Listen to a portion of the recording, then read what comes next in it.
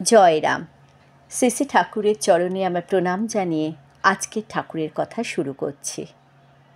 ইংরেজি 1940 খ্রিস্টাব্দ। কথা প্রসঙ্গে ঠাকুর বললেন, আমি রাহুগ্রস্ত।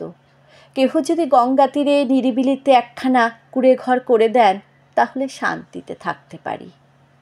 অনেক ভক্তই এগিয়ে আসলেন।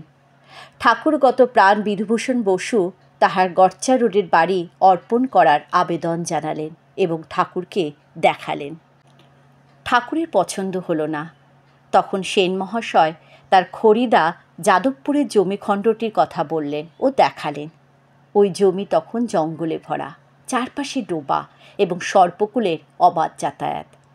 দয়াল ঠাকুরের জমিটা পছন্দ হলো। বর্তমান তুলসী মঞ্চের সামনে দাঁড়িয়ে ঠাকুর বাড়িটি কীরকম হবে তার পরিকল্পনা জানালেন। দোতলা বাড়ি হবে, নিচে একটা ঘর, ওপরে একটা ঘর হবে।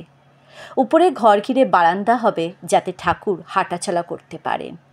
একতলা থেকে দোতলায় ওঠার সিঁড়িটা সরু হবে, যাতে একসাথে একজনের বেশি ওঠানামা করতে না পারে।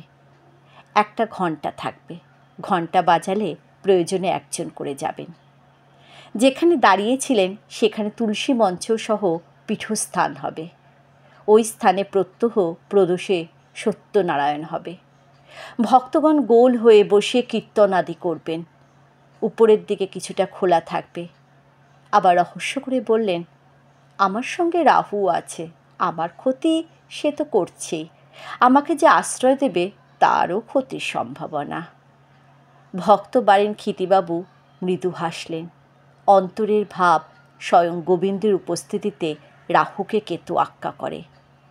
নির্দেশ মতো কন্ট্রাক্টর ভক্ত বীরেন্দ্র কুমার ঘোষ মহাশয়ের সহায়তায় প্ল্যান তৈরি হলো।